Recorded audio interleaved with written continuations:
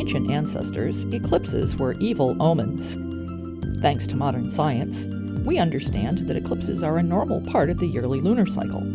Still, it's hard not to get a little creeped out by the moon turning blood red. And even though we know the gods aren't angry, many of us have an unsettled feeling around the eclipses.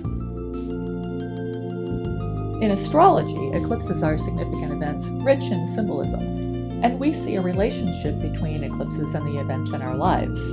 So there may be a good reason for that foreboding we feel around the eclipses. Even though, astrologically speaking, eclipses aren't necessarily bad. I'll talk more about that in a minute, but first, let's have a look at the mechanics of the eclipses. Lunar eclipses occur at least twice a year, about 6 months apart, when the Sun, Earth, and Moon are in direct alignment and the Moon enters into the Earth's shadow. This can only happen at the full moon.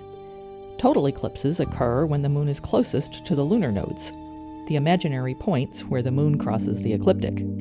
The eclipse on November 28th is at 6 degrees Gemini according to Western tropical astrology, more than 10 degrees from the lunar nodes at 26 degrees Scorpio and Taurus. That makes it a penumbral eclipse, with the moon barely passing into the Earth's shadow. No red moon, nothing dramatic. You probably won't even see it. So does that mean it has no astrological significance? Not in my book. At the very least, it's the culmination phase of a lunar cycle that began with a total eclipse of the Sun in Scorpio on November the 13th. That was the first eclipse in a new series in Scorpio and Taurus. In the meantime, we have 2 eclipses left in the Sagittarius-Gemini series, both lunar eclipses.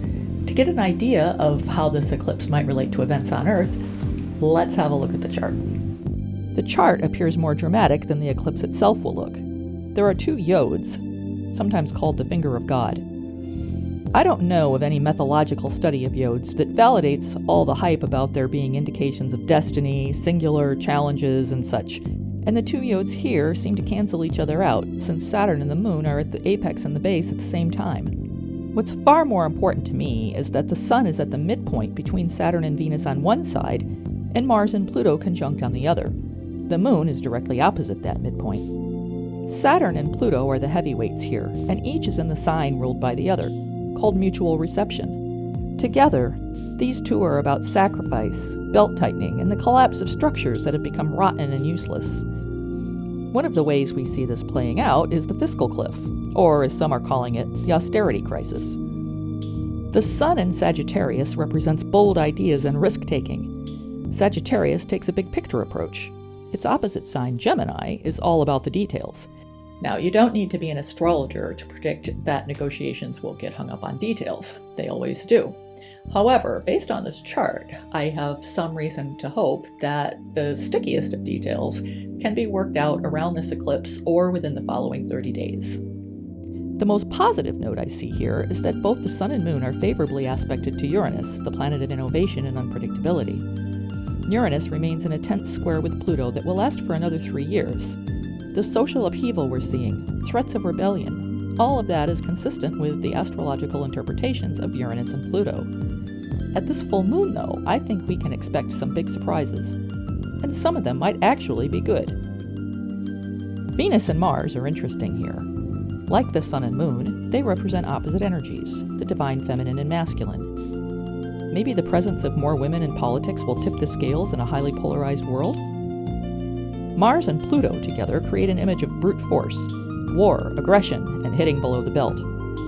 Venus and Saturn are more about negotiation and commitment to allies, although Scorpio is a secretive sign, so whatever goes on likely will be behind closed doors, and we won't be privy to it. In general, what we can say about a full moon in Gemini is that it favors lots of communications, facts, details. Mercury, the ruler of Gemini, comes out of retrograde 2 days before the eclipse, and that makes it all the more likely that we're going to see an explosion of new information, facts, details, all the things that have been hidden since election day when Mercury turned retrograde. How you experience this eclipse personally depends on which house in your natal chart it falls.